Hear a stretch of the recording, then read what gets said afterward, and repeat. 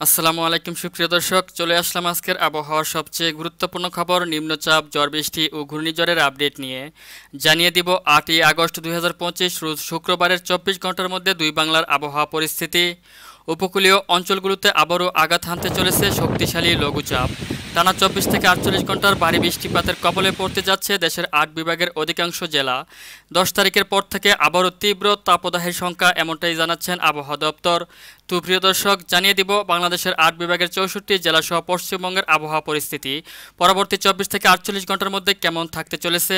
অবশ্যই শেষ পর্যন্ত ভিডিওটি দেখার অনুরোধ রইল এবং কে কোন জেলা থেকে ভিডিওটি দেখছেন তা আমাদের কমেন্ট বক্সে জানিয়ে দিন।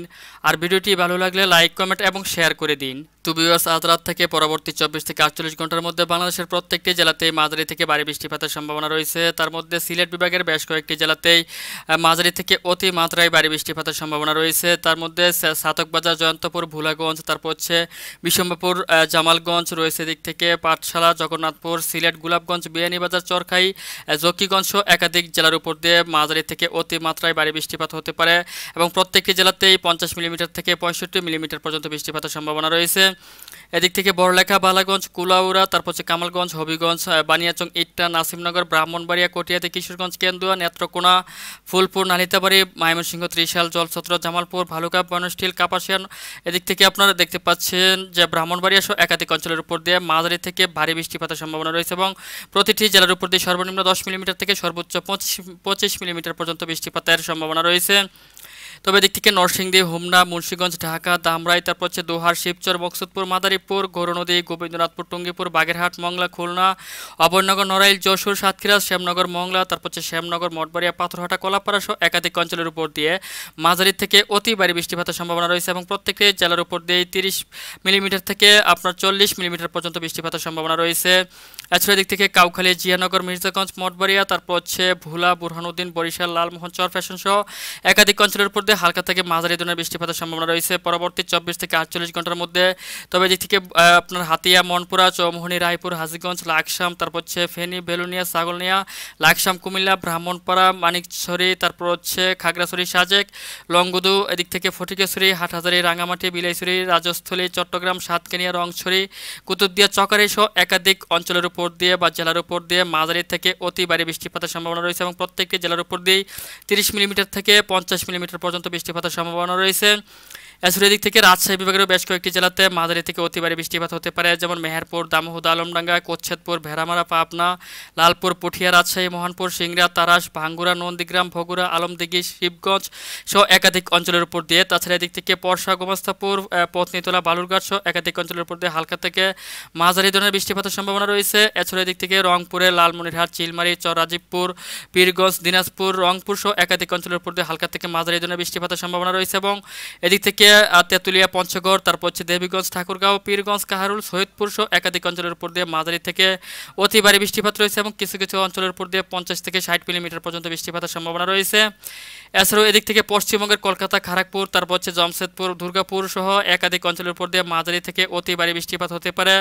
একাধিক অঞ্চল দিয়ে অতি ভারী বৃষ্টিপাত এবং একাধিক অঞ্চল দিয়ে হালকা থেকে মাঝারি বৃষ্টিপাতের সম্ভাবনা রয়েছে। যেসব অঞ্চলে ভারী বৃষ্টিপাত হবে তার মধ্যে একাধিক অঞ্চলে 50 থেকে 60 মিলিমিটারের মধ্যে বৃষ্টিপাত হতে পারে। যেসব অঞ্চলে হালকা থেকে মাঝারি ধরনের বৃষ্টিপাত রয়েছে তার মধ্যে আপনার 20 থেকে 25 মিলিমিটার মধ্যে বৃষ্টিপাত হতে পারে। এছাড়া এদিক থেকে দেওঘর, তারপর হচ্ছে গদ্দা সহ ভাগলপুর এবং পূর্ণিয়া, এদিক থেকে বিরাটনগর সহ একাধিক অঞ্চলেও হালকা থেকে মাঝারি ধরনের বৃষ্টিপাতের সম্ভাবনা রয়েছে।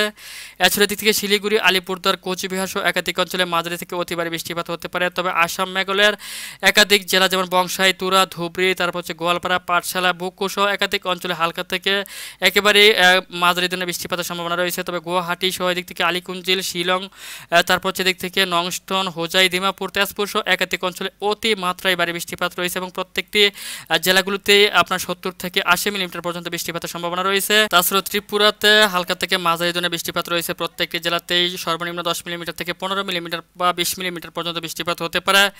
এছাড়াও ভিউয়ার্স, আমি আপনাদেরকে এই মুহূর্তে দেখাবো মেঘমালা অনুযায়ী আজ রাত থেকে পরবর্তী 24 ঘন্টার মধ্যে বাংলাদেশের এবং পশ্চিমবঙ্গ সহ আসাম, মেঘালয় ও ত্রিপুরা রাজ্যের কোন জেলাতে কোন সময়টাতে কী পরিমাণ বৃষ্টিপাতের সম্ভাবনা রয়েছে। তো ভিউয়ার্স আজ মাঝরাতের দিকে আমি দেখতে পাচ্ছি যে এদিক থেকে মঠবাড়িয়া, পিরোজপুর, বাগেরহাট, টুঙ্গিপাড়া, মংলা, শ্যামনগর, পাথরঘাটা, কলাপাড়া, মির্জাগঞ্জ সহ একাধিক অঞ্চলে মাঝারি থেকে ভারী বৃষ্টিপাতের সম্ভাবনা রয়েছে এবং এদিক থেকে শ্যামনগর, সাতক্ষীরা, খুলনা সহ একাধিক অঞ্চলে হালকা থেকে মাঝারি ধরনের বৃষ্টিপাতের সম্ভাবনা রয়েছে। এছাড়াও এই সময়টাতে ঢাকা বিভাগের ঢাকা, তারপর হচ্ছে দোহার, মুন্সিগঞ্জ সহ এদিক থেকে ধামরাই, নরসিংদীর কিছু অঞ্চলে হালকা থেকে মাঝারি ধরনের বৃষ্টিপাতের সম্ভাবনা রয়েছে। এদিক থেকে তারাস, বাঙ্গুরা, সিরাজগঞ্জ সহ সরিষাবাড়ি, নন্দীগ্রাম, তারপর হচ্ছে বিশ্বম্ভরপুর, ছাতকবাজার, জয়ন্তপুর, এদিক থেকে রংপুর বিভাগের সৈয়দপুর, রংপুর, বিরামপুর, পীরগঞ্জ, দেবীগঞ্জ, জলঢাকা, তারপর হচ্ছে পঞ্চগড় সহ একাধিক অঞ্চলের উপর দিয়ে মাঝারি থেকে ভারী বৃষ্টিপাতের সম্ভাবনা রয়েছে। এছাড়া পুরো বাংলার আকাশে মেঘলা থেকে মেঘাচ্ছন্ন রয়েছে এবং বিক্ষিপ্তভাবে দু একটি অঞ্চল জুড়ে হালকা থেকে ঘুরে ঘুরে বৃষ্টিপাত হতে পারে। এছাড়া এই সময়টাতে এদিক থেকে পশ্চিমবঙ্গের অধিকাংশ জেলার আকাশ পরিষ্কার রয়েছে, তবে এদিক থেকে ভাগলপুর, পূর্ণিয়া সহ এদিক থেকে দু একটি অঞ্চলের উপর দিয়ে হালকা থেকে মাঝারি ধরে বৃষ্টিপাত রয়েছে। এদিক থেকে শিলিগুড়ি, আলিপুরদুয়ার সহ আসাম, মেঘালয়ের দু একটি অঞ্চলের উপর দিয়ে মাঝারি থেকে ভারী বৃষ্টিপাত হতে পারে। তবে আসাম এবং মেঘালয়ের অধিকাংশ জেলার আকাশ মেঘলা থেকে মেঘাচ্ছন্ন থাকবে, তবে বৃষ্টিপাতের তেমন সম্ভাবনা নেই। এদিক থেকে চেরিপুঞ্জি, তারপর হচ্ছে গুয়াহাটি, তারপর হচ্ছে এদিক থেকে আপনার হোজাই, দিমাপুর, তেজপুর সহ দু একটি অঞ্চলের উপর দিয়ে মাঝারি থেকে ভারী বৃষ্টিপাতের সম্ভাবনা রয়েছে। তবে ত্রিপুরার প্রত্যেকটি জেলার আকাশে পরিষ্কার রয়েছে, কোথাও বৃষ্টিপাতের তেমন সম্ভাবনা নেই মাঝরাত্রের দিকে। এছাড়া ভিউয়ার্স যদি ভোরবেলার দিকে চলে আসি তাহলে দেখতে পাচ্ছি যে আবারও বাংলাদেশের ঢাকা বিভাগ সহ দিক থেকে আপনার ময়মনসিংহ, তারপর হচ্ছে রাজশাহী, রংপুর এবং এদিক থেকে চট্টগ্রাম বিভাগের দু একটি জেলাতে হালকা থেকে মাঝারি ধরনের বৃষ্টিপাত রয়েছে এবং পুরো বাংলার আকাশে মেঘলা থেকে মেঘাচ্ছন্ন সহ বিক্ষিপ্তভাবে হালকা থেকে গুড়ি গুড়ি বৃষ্টিপাত হতে পারে অথবা বিক্ষিপ্তভাবে হালকা থেকে মাঝারি ধরনের বৃষ্টিপাতের সম্ভাবনা থাকতে পারে। এছাড়া এদিক থেকে পশ্চিমবঙ্গের অধিকাংশ জেলার আকাশ পরিষ্কার থাকবে এবং এদিক থেকে দু একটি জেলার আকাশে হালকা থেকে মাঝারি ধরনের মেঘের আনাগোনা রয়েছে। এদিক থেকে শিলিগুড়ি সহ আপনার শিলিগুড়ি, তারপর হচ্ছে দার্জিলিং সহ দু একটি অঞ্চলে হালকা থেকে মাঝারি ধরনের বৃষ্টিপাত রয়েছে। আসাম, মেঘালয়ের প্রত্যেকটি জেলার আকাশে আপনার পরিষ্কার রয়েছে, আপনার পরিষ্কার বলতে আপনার মেঘ রয়েছে, তবে বৃষ্টিপাতের সম্ভাবনা নেই।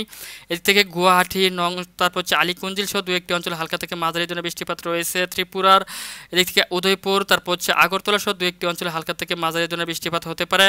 এছাড়াও ভিউয়ার্স যদি শুক্রবার দিন সকালের দিকে চলে আসি তাহলে দেখতে পাচ্ছেন যে পুরো বাংলার আকাশ মেঘলা থেকে মেঘাচ্ছন্ন রয়েছে, তবে বৃষ্টিপাতের পরিমাণ আপনার গত সপ্তাহ থেকে কিছুটা কমে আসছে। তারপরে খুলনা বিভাগের দু একটি অঞ্চল যেমন অভয়নগর, খুলনা, গোবিন্দনাথপুর, নড়াইল, মকসুদপুর, শিবচর, মাদারীপুর সহ দু একটি অঞ্চলে হালকা থেকে মাঝারি বৃষ্টিপাত লক্ষ্য করছি।